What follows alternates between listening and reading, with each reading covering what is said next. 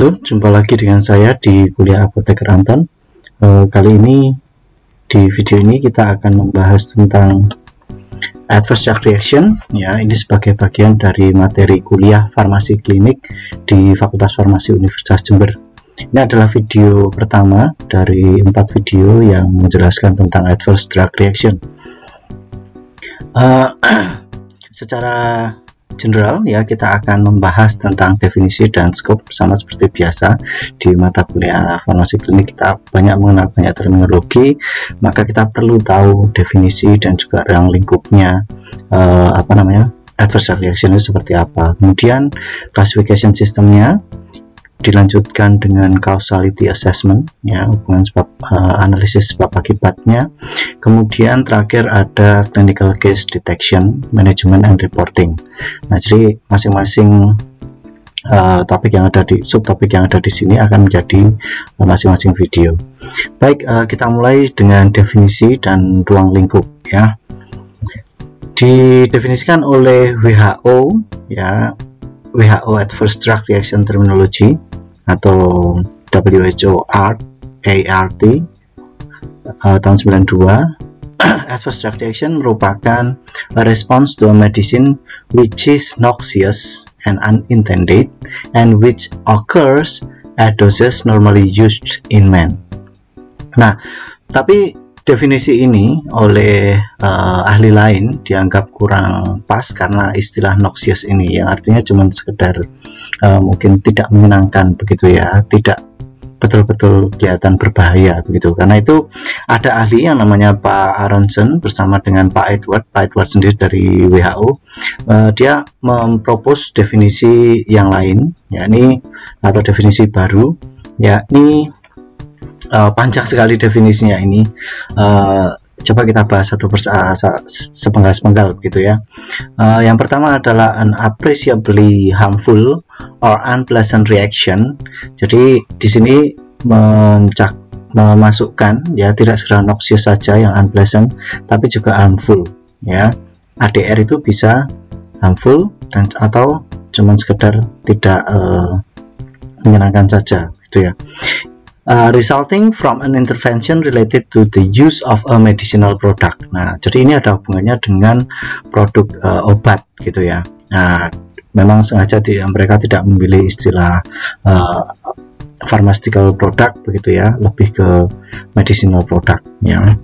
Kalau Anda ingin tahu lebih detail tentang penjelasan terminologi ini, silahkan dicari nanti referensinya ini, atau yang klarifikasinya beliau ini di referensi tahun 2005 which predicts as hazard from future administration and warrants prevention or specific treatment. Jadi ADR ini ya, bisa, kalau dia sudah diketahui, maka kalau ada yang menggunakan ya atau diberikan kepada pasien, maka perlu dijamin juga bahwa kita siap dengan pencegahan atau specific treatment kalau dibutuhkan ya, atau juga alteration of the dosage regimen atau pengubahan dosisnya, aturan pakainya, or withdrawal of the product ya. Jadi bisa dengan penghentian produk ini juga. Nah, untuk istilah withdrawal di drug safety kita punya dua macam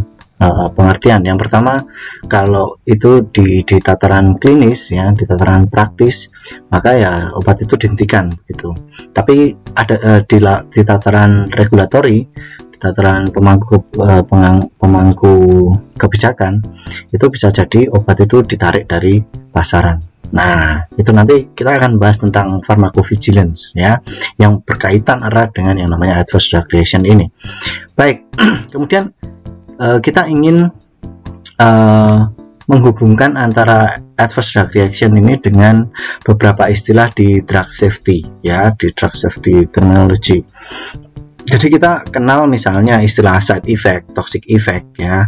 Side effect itu biasanya terjadi di normal dose. Kalau toxic effect jelas efeknya dosisnya di atas dosis normal, makanya terjadi efek toksik begitu, atau berisiko efek toksik. Kalau kita tidak melihat penyebabnya apa, karena penyebabnya bisa jadi juga drug interaction gitu ya.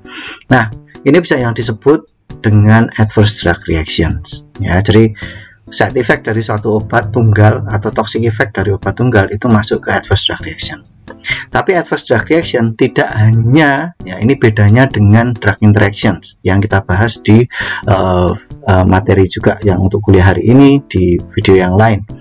Kalau drug interactions minimal ada 2 agents ya, bisa jadi obat dengan obat, obat dan makanan, dan lain sebagainya. Kalau adverse drug reaction ini tidak selalu atau bisa disebabkan hanya karena satu obat saja ya, tidak dihasilkan, bisa jadi dihasilkan dari penggunaan satu obat tunggal atau juga bisa dihasilkan dari drug interactions ya.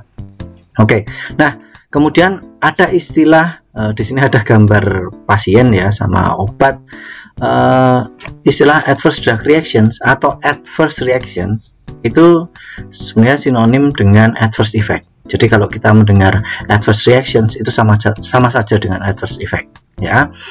Hanya saja kalau adverse drug reactions itu dari sudut pandang pasien, sedangkan kalau adverse effect dari sudut pandang obatnya ya, dari sudut pandang obat yang memberikan efek. Kalau reaction itu dari yang menggunakan obat tersebut gitu ya. Baik, nah masih ada hubungannya dengan istilah yang lain, yakni posisi adverse drug reaction dengan adverse event ya, beda lagi gitu. Nah, ada penjelasan yang agak menarik ya, saya ambilkan dari juga Aronson dan Werner tahun 2005. Ini di sana mereka mengklarifikasi semua terminologi tentang drug safety. Tidak kita bahas semuanya di sini. Kalau Anda tertarik untuk penelitian atau Anda ingin terutama penelitian ya, Anda silakan ke sana, merujuk ke situ. Nah, katakanlah ini adalah diagram Venn begitu ya, diagram Venn yang menghubungkan hubungan antara adverse events, kemudian nanti adverse drug reaction, dan satu lagi medication errors ya. Semuanya sepertinya campur aduk begitu ya, tapi di artikel Pak Aronson dan Werner ini menjadi lebih clear gitu, hubungannya satu sama lain. Katakanlah kotak biru ini merupakan bagian dari kejadian adverse events. Jadi yang pertama ada adverse events ya, yang bukan reaksi terhadap obat gitu ya, yang bukan reaksi terhadap obat. Di dalam adverse event ini bisa jadi ada adverse drug reaction, berarti ada hubungannya dengan obat, tapi ini tidak disebabkan oleh error ya, tidak disebabkan oleh medication error. Medication error itu melibatkan banyak lini ya, dari peresepan, pembacaan resep, penyerahan penyerahan obat dan pemberian informasi sampai dan lain sebagainya. Jadi banyak step yang terlibat di medication error ya. Nah, kalau tidak disebabkan oleh error, memang disebabkan oleh obat itu sendiri atau misalnya juga interaksi obat ya, itu masuk ke yang ini, dua ini. Kemudian yang ketiga ada adverse drug reaction yang ada berhubungan dengan medication errors ya. Jadi ada irisannya di sana, dan juga ada ya medication errors ya yang bisa menyebabkan harms tapi bukan ADR ya. Jadi medication errors ini juga termasuk adverse events ya, yang dapat menyebabkan harms karena dikatakan adverse events ya, tapi tidak adverse drug reactions ya, berarti tidak ada hubungannya dengan obat ya, penggunaan obat. Nah, ada lagi medication errors yang tidak menyebabkan adverse events. Jadi nggak semua medication errors itu menyebabkan adverse events. Nah, jadi kalau kita lihat di sini 1, 2, 3, dan 4 itu untuk menggambarkan adverse events, sedangkan 2 dan 3 merupakan adverse drug reactions atau adverse effects ya, adverse effects. Dan medication errors itu yang 4 dan 5. Nah, ini hubungan antara terminologi adverse events, adverse drug reaction dengan medication errors. Karena di tataran klinik, di praktis, Anda akan sering kali mendengar definisi-definisi ini, dan seringkali orang menggunakan terminologi tertentu untuk menyebut hal lainnya begitu, jadi saling tumpang tindih. Nah, untuk itu Anda harus clear tentang ini ya, dan harus paham tentang ini. Baik, kemudian kalau kita lihat di farmasi klinik ya, di konsep farmasi klinik atau di pharmaceutical care, di manakah posisi ADR? Ya, kalau Anda ingat ya, misalnya di kategori drug therapy problems ya oleh Cipoll et al. Itu ya, adverse drug reaction itu merupakan bagian dari kategori drug therapy problems atau kadang disebut dengan drug related problems. Dan bisa jadi di dalam adverse drug reactions itu bisa disebabkan oleh drug interactions yang ada macam-macam ya, bisa dari drug food atau food drug, kemudian herbal sama drug dan lain sebagainya. Itu scope atau ruang lingkupnya istilah adverse drug reaction, penggunanya drug safety, hubungannya dengan yang lain berbeda satu sama lain gitu ya. Saya harap Anda paham tentang hal ini gitu ya. Baik. Nah, sekarang kita akan membahas tentang pharmacovigilance, yang mana dia adalah sains ya, jadi dia merupakan cabang ilmu ya, farmakoepidemi. Biasanya pharmacovigilance muncul menjadi awal dari farmakoepidemiologi ya, farmakoepidemiologi. Jadi saling berkaitan pharmacovigilance tapi dia juga bisa menjadi aktivitas ya, aktivitas pengumpulan data adverse drug reactions yang dilakukan di level praktis, kemudian masuk ke nasional hingga ke WHO di Uppsala, Swedia sana ya. Uppsala atau Uppsala, saya nggak tahu cara bacanya. Yang di sana ada Uppsala Monitoring Centers ya, pusat pharmacovigilance yang dikelola oleh WHO yang bekerja sama dengan WHO gitu ya. Jadi kalau mau belajar pharmacovigilance bisa ke sana gitu ya. Kadang mereka memberikan grant untuk kalau misalnya Anda bekerja di BPOM misalnya ya, bisa mungkin ada kesempatan untuk apply ke sana. Karena teman saya yang dari Timur Leste sempat ke sana dapat pelatihan.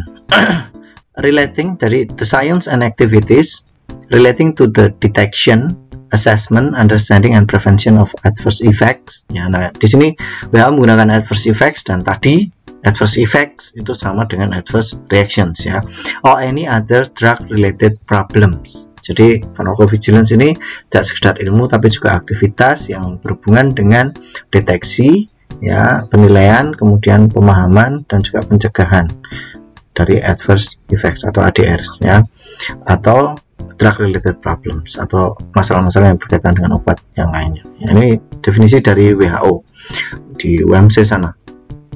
Baik, nah pharmacovigilance sendiri seperti yang tadi sudah saya singgung sedikit, itu dari lapangan ya, bisa dari rumah sakit, klinik ya, bahkan di skala komunitas misalnya.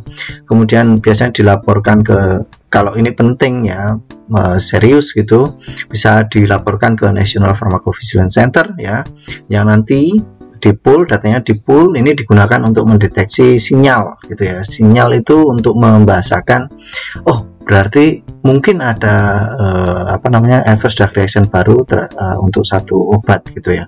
Metode untuk membuat sinyal ini itu macam-macam ya, tapi kita tidak bahas itu di sini gitu ya. Nah, kita bahas yang praktis saja gitu, bukan di level penelitian di pengambil kebijakan. Nah, kemudian dari nasional ini dilaporkan ke ke WHO ya, di Uppsala Monitoring Center di Swedia sana. Baik, sama seperti kemarin di drug interactions, untuk adverse drug reaction ini kita juga bisa menyebut ada adverse drug reaction yang actual sama yang potensial ya. Sebenarnya semua obat yang rilis di pasaran pasti punya adverse drug reaction yang potensial ya, yang potensial pasti itu punya.